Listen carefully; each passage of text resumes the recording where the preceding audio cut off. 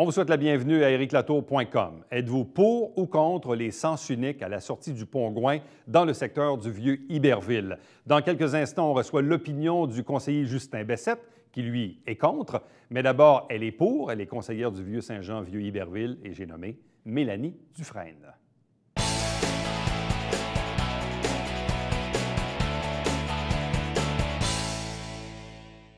Le projet d'aménagement des sens uniques à Iberville sera finalement maintenu. Il y a eu un vote au dernier conseil de ville à 9 contre 4. La personne qui a proposé la résolution pour cet aménagement de sens unique, c'est la conseillère elle-même du Vieux-Saint-Jean, Vieux-Iberville, Mélanie Dufresne, qui est avec nous. Bonsoir et bienvenue. Bonsoir. Bon, c'est un projet dont on parlait évidemment il y a quelques temps. Qu'est-ce qui fait que vous croyez toujours que la solution des sens uniques à Iberville, à la sortie du Pont-Gouin, est une bonne chose? Je crois toujours. On a travaillé, ça fait quand même 3 ans qu'on travaille sur ce projet-là. Alors, l'aménagement était fait.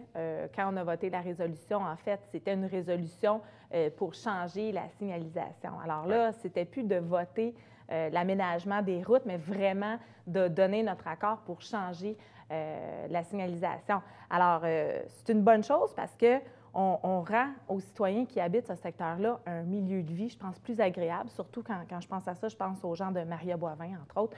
On va sécuriser aussi le secteur, la première rue, la 5e avenue. Donc, pour moi, je pense que c'est une bonne chose. Maintenant, reste à voir dans le pratique et dans tous les jours comment ça va fonctionner. Moi aussi, je suis curieuse de voir.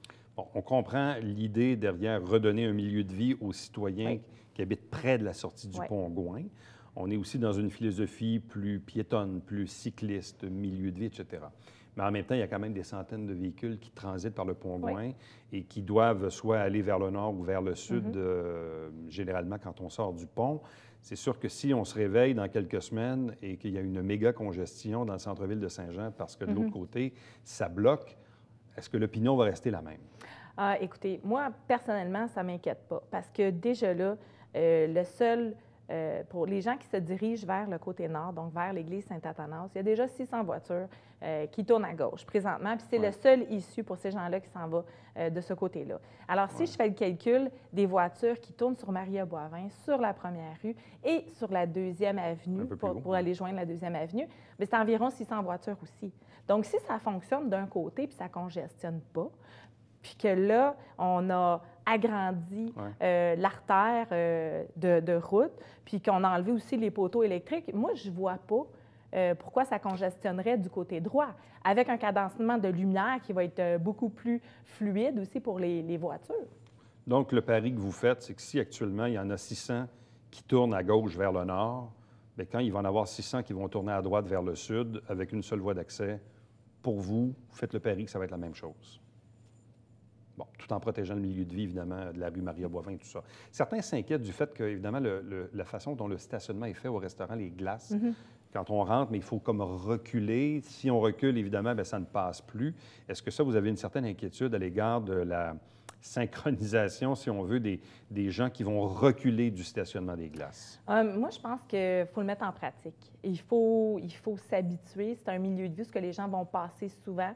C'est sûr que là, il y a des changements, mais encore là, je pense que ça va se synchroniser. Est-ce que ça va être parfait? Est-ce que c'est parfait? Non. Je veux dire, on a un patrimoine bâti qui est là, qu'on ne peut pas nécessairement changer. On aurait pu enlever le stationnement des Glaces aussi, puis réduire le stationnement. On a décidé de ne pas faire ça. On aime nos commerces dans ce secteur-là. Alors, je pense que c'est un moindre mal. Bon, la question que je me suis souvent posée, c'est qui sont ces fameux experts qui ont suggéré cet aménagement de sens unique? De quelle façon ça vous a été présenté au Conseil?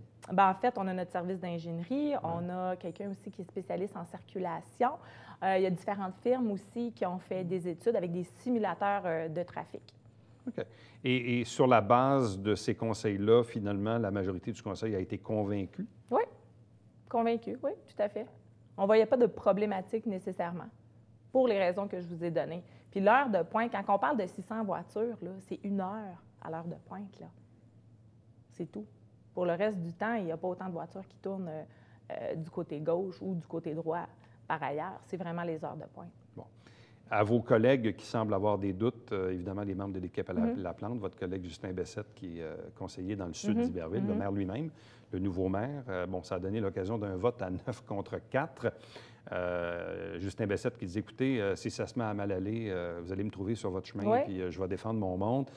L'argument de Justin Bessette, c'est de dire que la majorité des gens, évidemment, qui s'en vont vers le sud risquent d'être davantage impactés que ceux qui vont vers le nord, mais vous ne semblez pas du tout du même avis.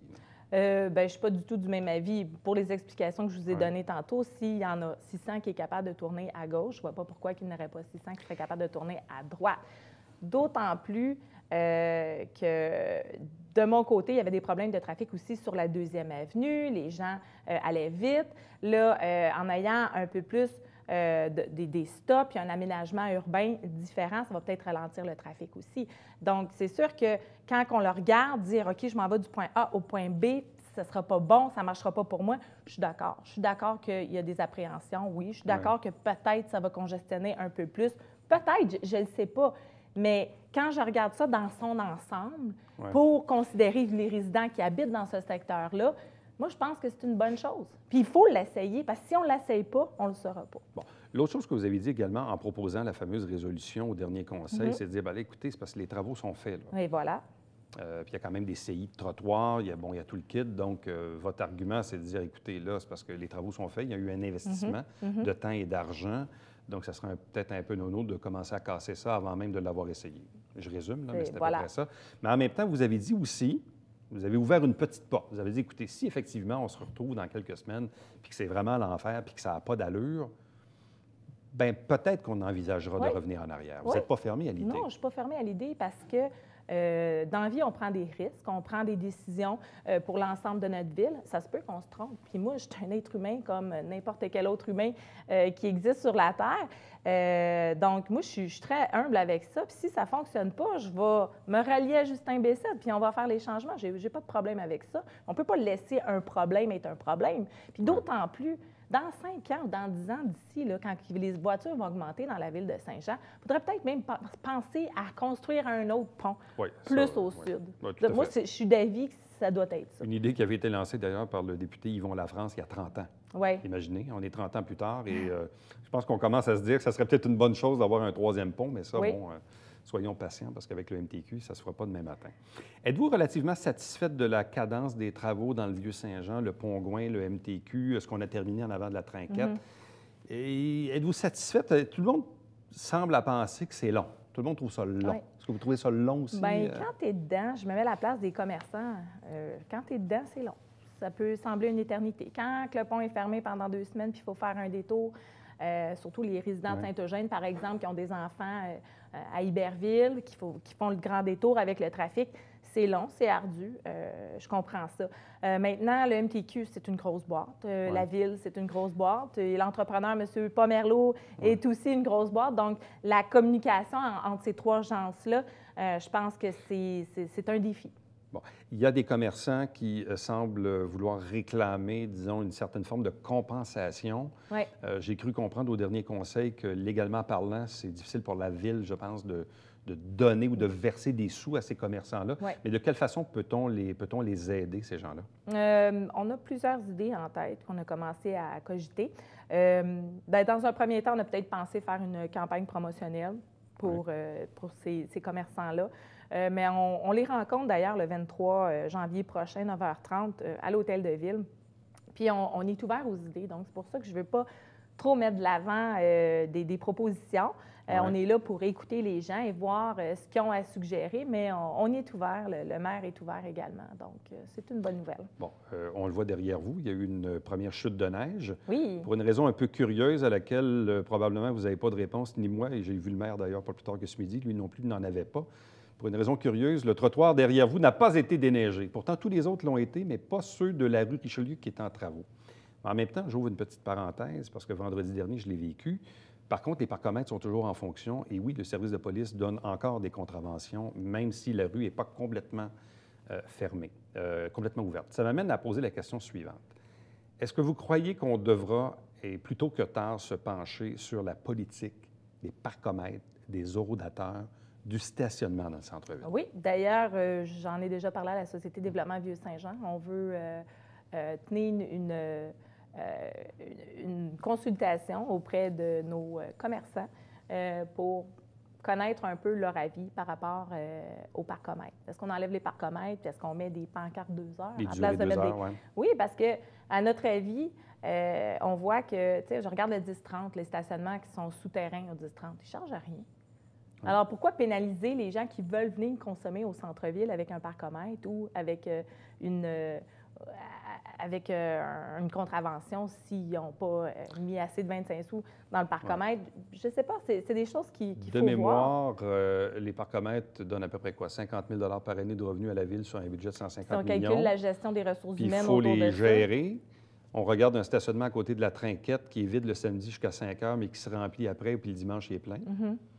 Et je reviens encore à l'exemple parce qu'aujourd'hui, ça m'a frappé. J'étais un peu peiné pour un ami à moi qui a eu une contravention vendredi matin, 9 h, sur la rue Richelieu pour avoir allé déjeuner au Petit Bleuet à côté.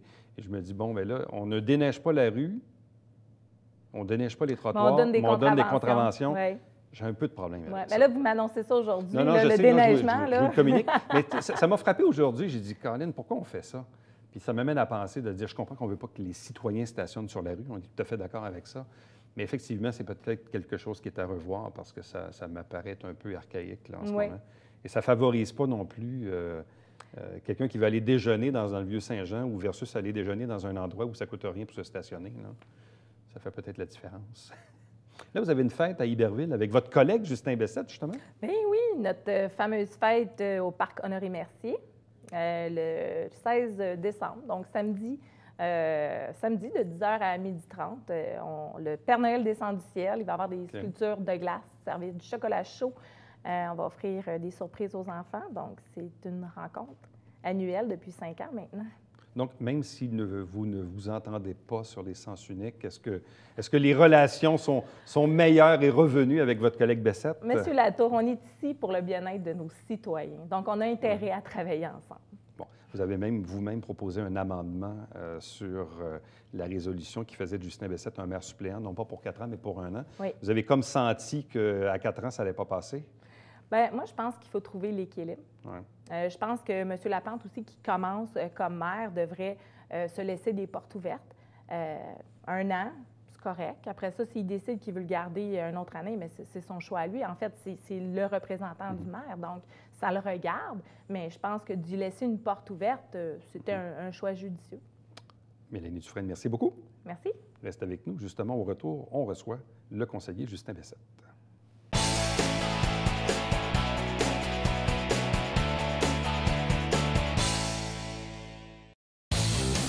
Salut, ici Alexandre Baudouin. Et François Trépanier. François, cette semaine à Sport Express, on reçoit une triathlète. Oui, Annie Gervais de Saint-Jean-sur-Richelieu vient nous parler de sa passion pour le triathlon. Et voilà. Manquez pas ça.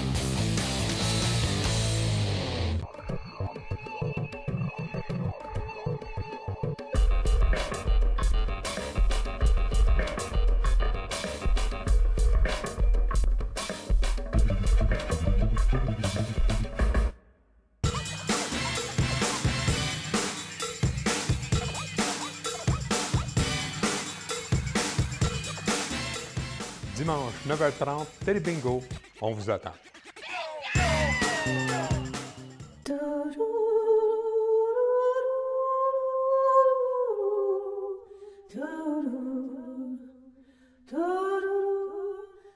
Coulisses Bêta, jeudi, 19h.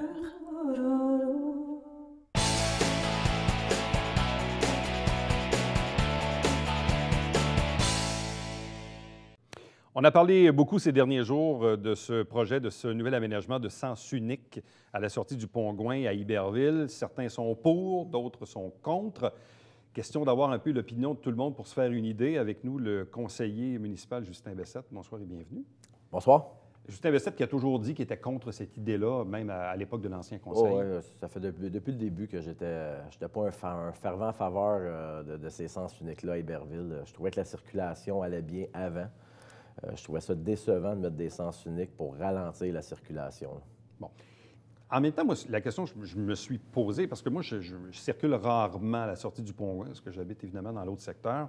Honnêtement, je n'ai pas d'opinion ni pour ni contre. Probablement qu'on le verra à l'essai. Mais souvent, la question que j'essaie de me dire, c'est pourquoi on nous a proposé ça? Et pourquoi semble-t-il que ça va être mieux, mais pourquoi vous pensez que ça va être le contraire? De quelle façon ça vous a été amené au Conseil? Ça a été présenté avec des études de circulation, nous disant que la circulation serait plus fluide avec les sens uniques. Où je m'arrête, on parle souvent de sens unique, mais ça va plus loin que ça, c'est qu'on ferme aussi Maria Boivin. Oui.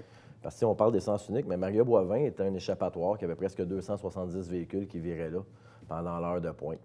Par la suite, la deuxième rue, on en avait un autre 260, 265. Puis on en avait une soixantaine qui passaient vis-à-vis les glaces, c'est la première rue.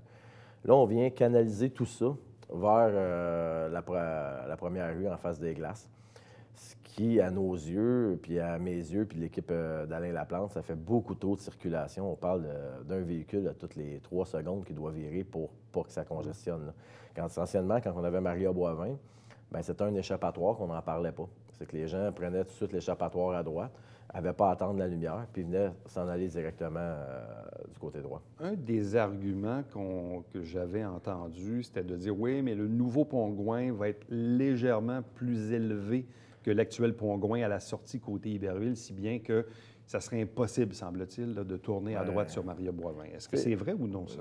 Plus ou moins, non, parce que, écoute, la dénivellation, on parle de 3 pieds sur 110 pieds. Ça veut dire qu'au pont, on aurait 3 pieds. Ouais. Le point A, un exemple qu'on prend le pont qui est le point A, le point B qui est la première entrée de cour dans le fond sur Maria Boivin, on a 110 pieds. Fait que c'est une dénivellation de 3 pieds sur 110 pieds. En vrai, c'est pas beaucoup, puis on va la rouvrir, mais qu'on fasse le pavé uni en face les glaces.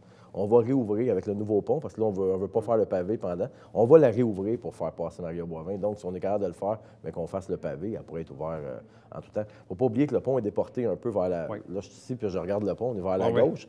Si je parle du côté légèrement vers le nord. Là, exactement, ça, légèrement vers le nord. Donc, ça nous donne beaucoup plus de longueur pour pouvoir étirer notre sloop. Là.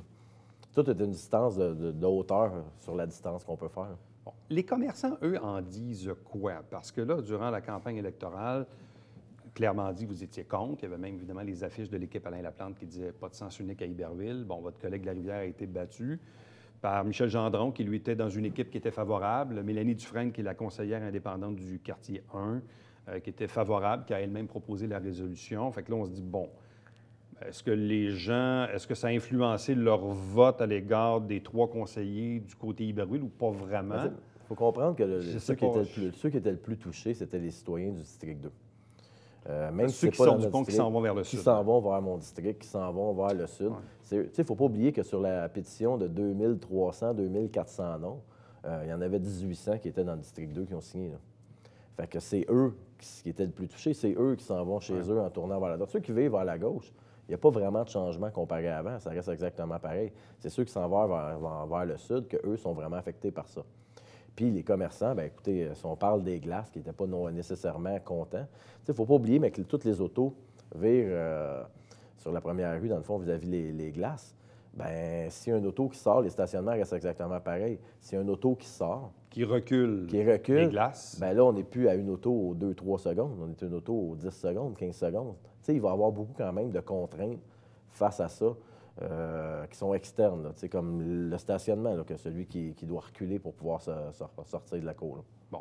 Et je présume que vous avez dû en rediscuter avec l'arrivée du nouveau conseil, mais visiblement, si on se fie au vote, Mélanie Dufresne en a fait la proposition. Le vote a été 9 contre 4. En fait, les 3 membres de l'équipe Laplante plus Alain Laplante lui-même et les 6 membres de l'équipe Fecteau et les 3 indépendants ont maintenu l'aménagement en sens unique. Donc, visiblement, l'opinion des membres au conseil n'a pas vraiment changé par rapport au précédent. On a quand même eu une ouverture, si vous étiez là lors de l'Assemblée, que, écoutez, l'ouverture a quand même été, on l'essaye. Si ça ne fonctionne pas, on va faire les modifications qu'on a à faire. Puis même Mme Dufresne en a parlé. Un des arguments, c'était de dire, c'est parce que là, c'est fait, on a payé pour. Exactement. Donc, si ça ne fonctionne pas, il y avait une ouverture, par contre, à réaménager, que ce soit M. Gendron, Mme Dufresne ou ceux qui étaient contre. Si ça ne fonctionne pas, on va être là. Puis je vous ai dit que, mec, ça ne fonctionne pas, je serai là comme j'ai toujours été là. Oui, bien c'est ça. D'ailleurs, c'était un argument que vous avez amené à la table du conseil au moment du vote, de façon quand même assez claire, et précise. À la Justin Bessette, de dire, écoutez, c'est pas vrai que je vais laisser mes citoyens vivre une situation. Si ça ne marche pas, vous allez entendre parler de moi. C'est un peu ça que ça voulait dire. Exactement. La journée que ça va refouler jusqu'ici, du côté de Saint-Jean, ben on va s'en occuper. On ne laissera pas faire ça. Est-ce que les gens en parlent? Est-ce que les gens sont inquiets? Honnêtement, depuis que ça a été annoncé, Mais là, regardez ça, peut-être parce que les gens ne le vivent pas encore. Ben, tant que tu n'es pas pris dans la circulation, tu ne le vois pas le problème. Mais là, quand on a eu 2-3 fois, là, que ça a été quand même assez jammé là, jusqu'ici, dans le fond, jusqu'à la sortie de Saint-Jean, là, je peux te dire que mon téléphone sonnait. Mais quand ça va bien, la circulation, puis ça circule, il n'y a pas d'appel. C'est quand ça commence à jammer, puis ça commence à moins bien aller, que là, je reçois des appels, puis là, que les gens ne sont pas contents. Là. Mais encore là, dans les prochaines semaines, les gens ne verront peut-être pas encore la différence parce que Maria Boivin va être encore ouvert. Oui, c'est vraiment en janvier, aux alentours du 15 janvier, que là, vraiment, on va être en opération. Et puis là, on va avoir un vrai son de cloche. Là. On va vraiment voir comment ça circule, si ça circule bien ou si ça circule pas bien. Vous vous donnez combien de temps? Bien, je pense qu'un mois, c'est en masse. Si ça ne fonctionne pas pendant un mois, ça ne fonctionnera pas pendant 6 mois, puis ça ne fonctionnera pas pendant les 8 prochaines années. Et si ça fonctionne? Je me fais l'avocat du diable. D'un coup, que finalement, c'est pas si pire qu'on pensait, puis ça va relativement bien, puis les gens sont majoritairement heureux. Ça se peut-tu, ça? Oui, je me serais trompé. Mais ça n'arrive pas nécessairement souvent, mais je me serais trompé. OK. Présentement, c'est rare que je me suis trompé, mais j'avouerai que je me suis trompé. Mais si ça ne fonctionne pas, par contre, Ouais. parce que là, il ne faut pas oublier, c'est toujours une question de véhicule. Là, on parle quand même de 600 autos qui vont virer. C'est quand même beaucoup là, pour une seule rue, là, qui n'est pas non plus, qui ne vire pas à double sens, là, qui vire à sa... Il y a une seule voie pour virer. Là. Puis n'oubliez pas, pour aller aux glaces, bien, ça devient quand même compliqué. Là. Parce que là, pour aller aux glaces, il faut que tu passes en face de tapis d'écart, tu t'en reviens, tu attends la lumière, tu reviens pour revirer. Ça devient quand même lourd. Tu sais, pour le commerçant, les commerçants là, sur la rue, ça devient quand même compliqué y aller. Là. C'est pas une facilité, ça devient lourd pour y aller. Pour les gens du Sud qui veulent aller aux glaces, ça devient quand même difficile. Là. Bon. Autre dossier dont on a parlé beaucoup durant la campagne électorale, les fameuses rues en gravier. Il y en a quelques-unes dans votre secteur. Je sais que là, vous êtes en étude de budget qui va être adopté au prochain conseil le 18 décembre. Est-ce que vous pensez que déjà, on sera en mesure de s'engager à l'égard de ces citoyens-là à ce que les fameuses 500 rues à peu près, là, Ouais. qui sont en gravier actuellement finissent par être asphaltées? On est appelé à regarder un programme sur à peu près 8, je vais dire 7-8 ans, pour que l'ensemble des rues soient asphaltées. On ne se le cachera pas qu'on ne pourra pas tout asphalter demain matin. Là. On parle de quelque chose qui date des années 60 qu'on veut régler. Mais moi, ce que je veux arriver, c'est qu'on ait un programme sur 7 ou 8 ans ou 9 ans, mais que les gens sachent clairement quand les rues vont être faites, quand que le bassin va être fait, puis où qu'on s'en va. Ouais. Tu sais, quand tu attends quelque part, puis tu sais combien de temps qu'il te reste à attendre, ça paraît beaucoup moins long que quand tu attends, puis tu ne sais pas le temps.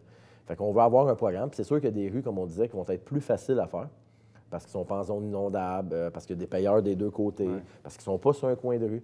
Mais qu'on préconise nos rues qui sont faciles à faire, puis qu'on se rende de la rue difficile aux rues plus difficiles, puis qu'on règle le problème une fois pour tout. Ça, regardez, j'ai des souliers flambant neufs, là. Ma campagne, elle m'a coûté une paire de souliers. Bien, je ne s'assure pas comme ça à toutes les campagnes électorales. Là. Parce qu'à un moment donné, les rues de gravier, bien, on envoyait le grader, là, même pas une semaine ou deux avant qu'il neige. Puis là, bien, quand c'était mouillé, on ne pouvait pas passer le grader. Puis là, bien, c'est glissant. T'sais, quand tu arrives dans un trou que ça a gelé, c'est glissant. C'est pas sécuritaire quand même. Là. Bon. Autre sujet, évidemment, il y a une nouvelle conjoncture au conseil municipal. Il y a un nouveau conseil, un nouveau maire, 6 membres de l'équipe Fecteau, 3 indépendants, 3 membres de l'équipe Laplante, Alain Laplante lui-même à la mairie. Bon, là, il y avait le vote sur les sens uniques qui a donné un 9 contre 4. Il y a eu, par contre, à la première assemblée, après les élections, 2 votes à 6 contre 6, où le maire a dû trancher, notamment sur votre propre nomination comme maire suppléant.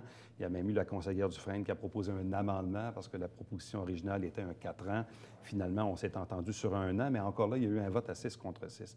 Comment vivez-vous avec cette nouvelle dynamique, nouveau maire, mais situation parfois minoritaire, conjoncture avec les indépendants, l'équipe Fecteau? Comment vous voyez le prochain 4 ans?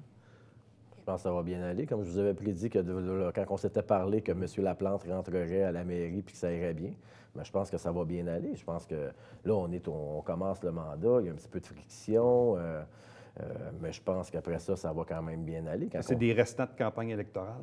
Oui, on peut appeler ça des restants de campagne électorale ou des restants d'amertume de campagne électorale, mais après ça, ça devrait aller. Puis sinon, bien, Alain tranchera. Je pense qu'Alain, ça ne gêne pas beaucoup de trancher, puis c'est pas quelque chose qui l'énerve beaucoup de trancher s'il faut trancher. Puis on va s'entendre, on va arriver à trouver le compromis ou qui. Bon, vous sentez évidemment une certaine inquiétude de la part des membres de l'équipe Fecteau à votre égard.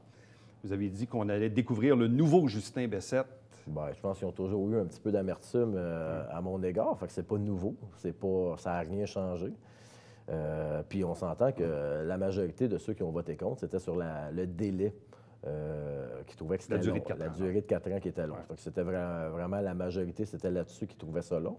Mais on a déjà vu Yvan Berthelot pendant 4 ans à Pro-Maire, puis ça ne les a pas achalés à cette époque-là. Je pense qu'il y avait un petit côté politique, puis il ne faut pas s'énerver avec ça. Est-ce que vous pensez qu'Yvan Berthelot va changer d'opinion à votre égard? Ah, je pense qu'il va commencer à Est-ce qu'il va découvrir le nouveau Justin? Ben, je pense qu'il m'aime déjà. Non? Comment pas m'aimer?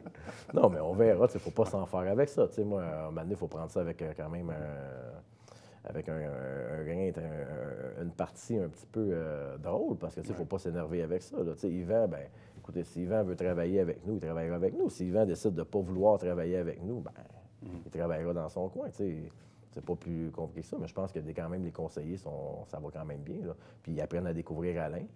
Puis Alain connaît ses dossiers, c'est où qu'ils s'en vont. Le monde sont impressionnés. À sa première séance, il n'a pas appris comment ça fonctionnait une séance. Là. Alain avait pris le temps de prendre le temps de comprendre comment ça fonctionnait. Puis écoute, c'est souvent, je trouve ça rigolo, mais Alain peut m'appeler le dimanche, puis il est à l'hôtel de ville après préparer ses dossiers. Là. On n'a pas vu ça souvent depuis les 12 dernières années. Là. Puis il connaît ses dossiers. C'est pas, il connaît le côté du dossier, puis il a pris le temps de le comprendre, son dossier. C'est important. Des fois, il y en a qui lisent le dossier, mais qui ne le comprennent pas. Alain prend le temps de comprendre son dossier. Puis il est facile à rejoindre. La différence, c'est qu'on peut se parler 1 fois ou 2 fois par jour, puis sa ligne répond tout le temps. Là. Justin Bessette, merci beaucoup. Joyeux temps des fêtes. Merci beaucoup. Salut bien. Restez avec nous. Au retour, le Babillard quotidien.